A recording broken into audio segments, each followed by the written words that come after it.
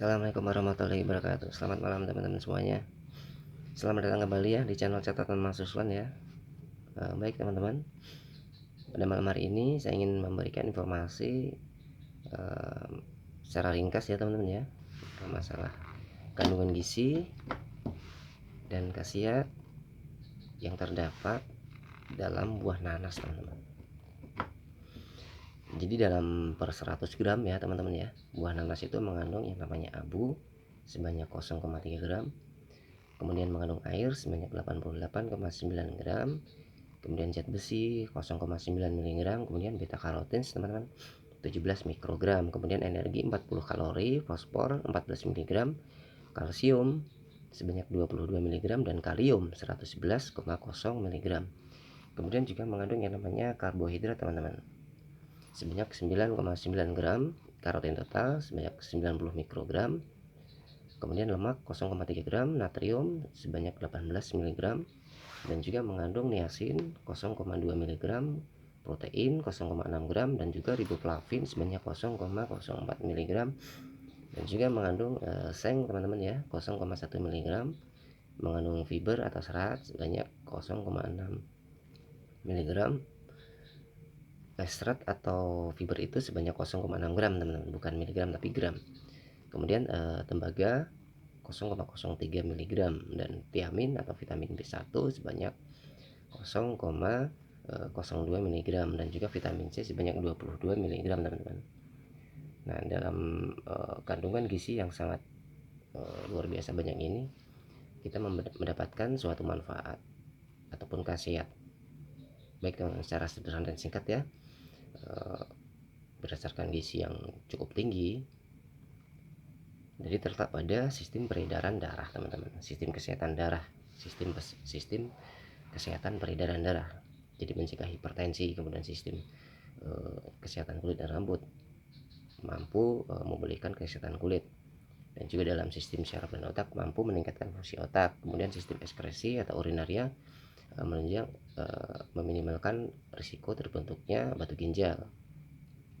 Kemudian dalam kesehatan mulut dan gigi mampu menunjang pembentukan air liur di rongga mulut.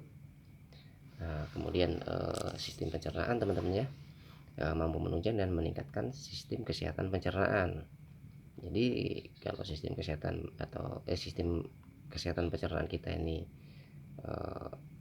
katakanlah normal, maka kita akan dihindarkan dari yang namanya gangguan usus besar atau meminimalkan risiko terjadinya kanker usus besar ya. Dan berikutnya juga meminimalkan terjadinya kita terkena namanya sembelit. Nah, dan juga penyakit wasir juga teman-teman. Kalau sudah sistem pencernaan kita lancar, maka penyakit yang mengarah ke situ itu terhindarkan insya Allah teman-teman ya. Dan kemudian dalam sistem kesehatan mulut dan gigi mampu yang namanya menunjang pembentukan air liur di rongga mulut.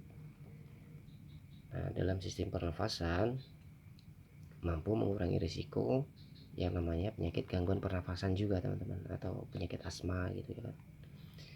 Kemudian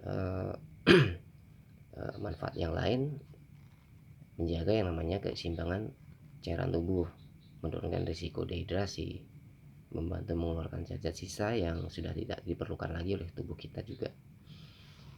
Kemudian mampu menopang yang namanya pelumasan sendi dan menguatkan yang namanya stamina teman-teman. Nah, kemudian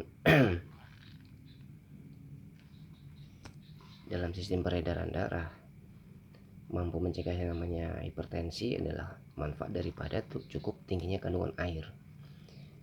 Kemudian dalam sistem kesehatan kulit, rambut atau kuku juga itu adalah manfaat dari pada cukup tingginya kandungan air juga teman-teman. Dan juga dalam sistem meningkatkan kesehatan fungsi otak atau meningkatkan fungsi otak itu juga manfaat daripada cukup tingginya kandungan air juga teman-teman. Dan juga dalam sistem ekskresi dan urinaria meminimalkan risiko terkenanya batu ginjal, juga manfaat daripada tingginya kandungan air. Jadi sangat luar biasa sekali ya kandungan air ini kalau tinggi di dalam suatu sumber makanan ya.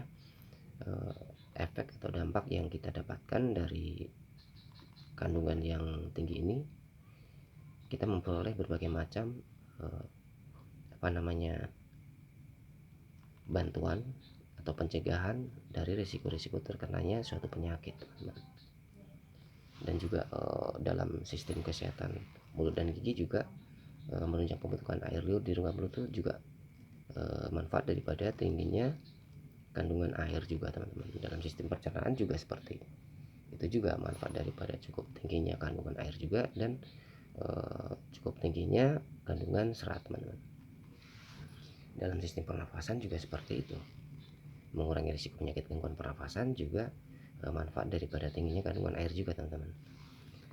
Dan menjaga keseimbangan cairan tubuh, menurunkan risiko dehidrasi, mampu mengeluarkan zat-zat yang sudah tidak diperlukan lagi oleh tubuh kita. Pada dasarnya mengoptimalisasi kinerja sistem ginjal kita, itu juga manfaat daripada cukup tingginya kandungan air, teman-teman. Nah, itu kandungan air sangatlah dibutuhkan sekali untuk kelangsungan kesehatan di tubuh kita, teman-teman. Salah satu mineral yang sangat bermanfaat bagi tubuh kita. Kemudian mampu menopang pelumasan sendi dan menguatkan stamina juga manfaat daripada cukup tingginya air juga, teman-teman. Makanya air putih dianjurkan kita minum itu mendekati di angka 2 liter. Salah satu upaya kita agar tubuh kita selalu tercukupi dan kebutuhan cairan kita juga terpenuhi, sehingga kita selalu terhindarkan dari berbagai macam penyakit yang diakibatkan dari kekurangannya yang namanya cairan. Jadi kita secara langsung ataupun tidak langsung sudah mencegah namanya penyakit-penyakit kardiovaskular atau penyakit berbahaya yang tidak menular yang ditimbulkan dari yang namanya kekurangan cairan, teman-teman ya. Oke, teman-teman, itu saja penyampaian saya yang singkat daripada manfaat dan kandungan buah nanas, buah yang murah, mudah didapat, manfaatnya sangat luar biasa untuk kelangsungan kesehatan kita. Oke, teman-teman, terima kasih sudah menyimak video saya. Jangan lupa like, silakan komen untuk kita berdiskusi ya, teman-teman ya. Dan selamat berbagi dengan teman-teman yang lain yang kebetulan sedang mencari informasi tentang informasi masalah gizi dan sumber gizi. Oke, teman-teman, saya ucapkan wassalamualaikum warahmatullahi wabarakatuh. Oke, selamat berbagi dengan teman-teman semuanya. Salam sehat selalu dari catatan Mas Ustaz.